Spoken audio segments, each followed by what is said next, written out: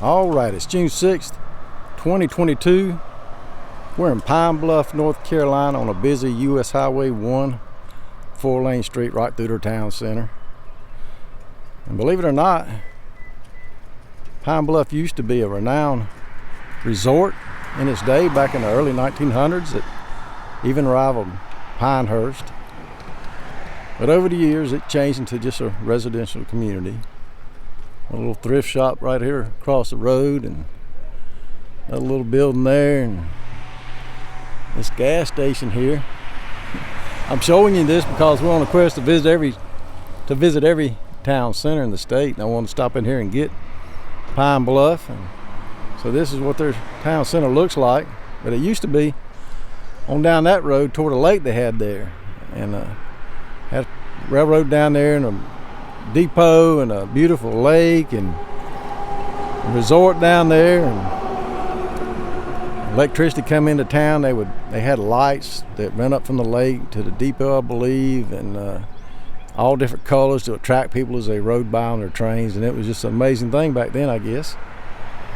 And it went on for a while. A man named Patrick started this town in the late 1800s, I think, and as the railroad, I guess I'm not really sure what the specifics was, but the railroad stopped working with him or whatever, and the town didn't want to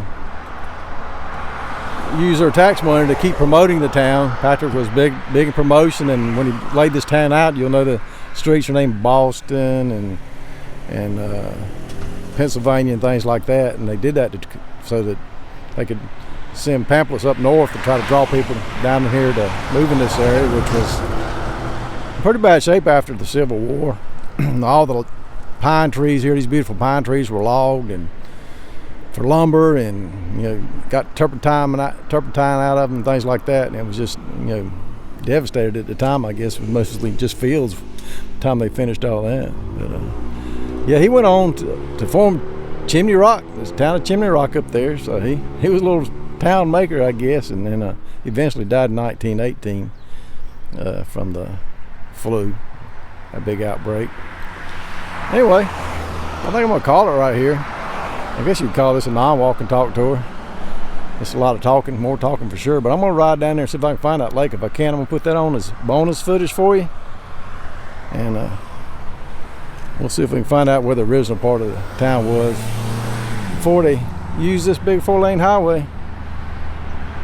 Hope you enjoyed this non-walk and talk tour of Pinebluff, North Carolina. If you did, I appreciate it. If you like, subscribe. Woo! Big truck coming by. And share. Y'all take care.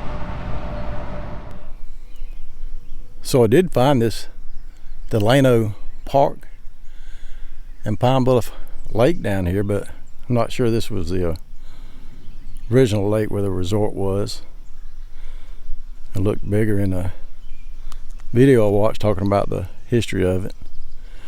If you go down that road down there, the railroad track is down there. It's way down there, so I can't believe that you can see the lights from that distance. I think in the video it did say that the dam had busted on their dams had busted on one of their bigger lakes. Maybe it's gone now, and maybe that's what they were talking about. I'm not sure. Yeah, it's a beautiful little town back in here. It's peaceful. There's one of their streets going up through there, and I passed their town hall coming down. It's in a house down on one of these roads.